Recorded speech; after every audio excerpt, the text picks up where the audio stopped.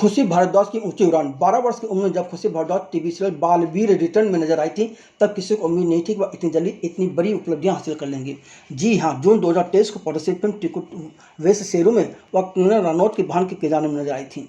अब महज 16 वर्ष की उम्र में सोनी लिव पर स्ट्रीम हो रही वेब सीरीज 36 डेज में पारिवारिक मुद्दों से निपटने वाली युवा लड़की अदिति जयकर का किरदार बनाकर वह चर्चा के केंद्र बिंदु बनी हुई है। इस वेब सीरीज में उनके साथ फरहा के किरदार में नेहा शर्मा है।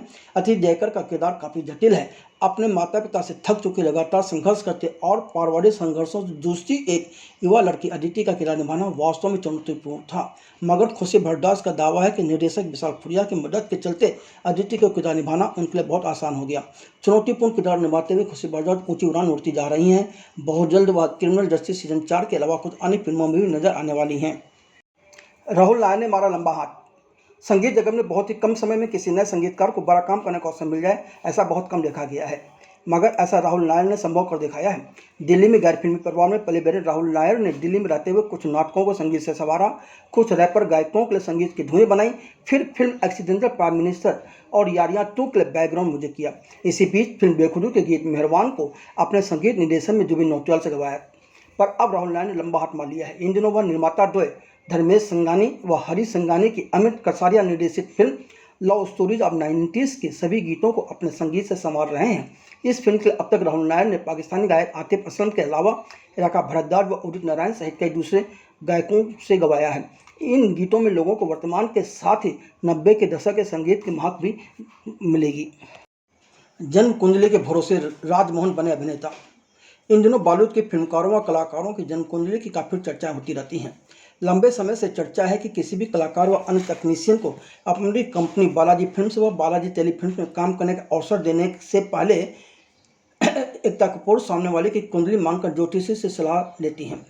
ज्योतिषी से हरी झंडी मिलने पर उसे काम करने का अवसर देती हैं। अब इसमें कितनी सच्चाई है, इसका दावा हम तो नहीं कर सकते, लेकिन हिंदी फिल्मों के अलावा भोजपुरी की 5 फिल्मों में अभिनय कर चुके वाराणसी में जन्मे अभिनेता राजमोहन की कुंडली देखकर ही फिल्मकार अशोक घायल ने न सिर्फ उन्हें फिल्मों में अभिनेता बनने की सलाह दी थी, बल्कि अपनी फिल्म पॉकेट मनी में अभिनय करने का अवसर भी दिया था। जी हाँ, यह एक कटु सत्य है। कुछ साल पहले वाराणसी में एक मित्र के यहाँ अशोक घायल व राजमोहन की पहली मुलाकात हुई। पहली मुलाकात में ही अशोक घायल ने उसकी कुंडली बनवाई। उन्हें कुंडली में कला, प्रतिभा, अभिनय का सशक्त योग नजर आया। तब उन्होंने राजमोहन से कहा कि तुम्हें तो अभिनेता बनना चाहिए, और अशोक घायल ने उसी वक्त राजमोहन अपनी अगली फिल्म पॉकेट मनी के लिए साइन कर लिया था। इस तरह राजमोहन की बॉलीवुड में एंट्री हुई थी।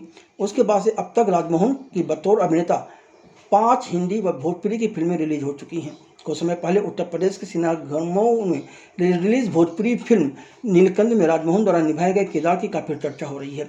इस फिल्म में राजमोहन खलनायक के किरदार में नजर आ रहे हैं। राकेश कुमार सिंह निर्मित फिल्म नीलकंठ के हीरो रवि यादव, हीरोइन आंचल पांडे, खलनायक राजमोहन के साथ ही ब्रजेश त्रिपाठी की भी मुख्य भूमिका है।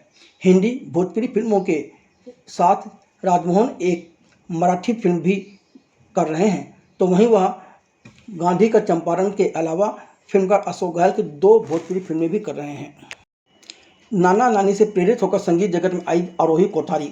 इन दिनों एक संगीत band V4 for once more band की आरोही कोठारी चर्चा का केंद्र बिंदु बनी हुई हैं।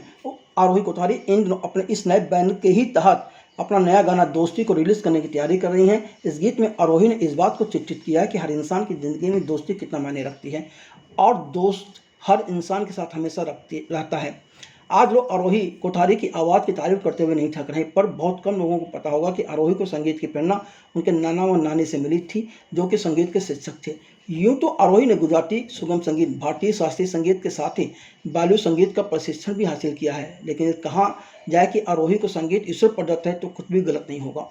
महज 4 साल की उम्र में ऑल इंडिया रेडियो यानी कि आकाशवाणी के मेघधनुष नामक कार्यक्रम में लाइव गाकर आरोही सबसे कम उनके लाइव गायन कलाकार होने का खिताब अपने नाम कर चुकी हैं।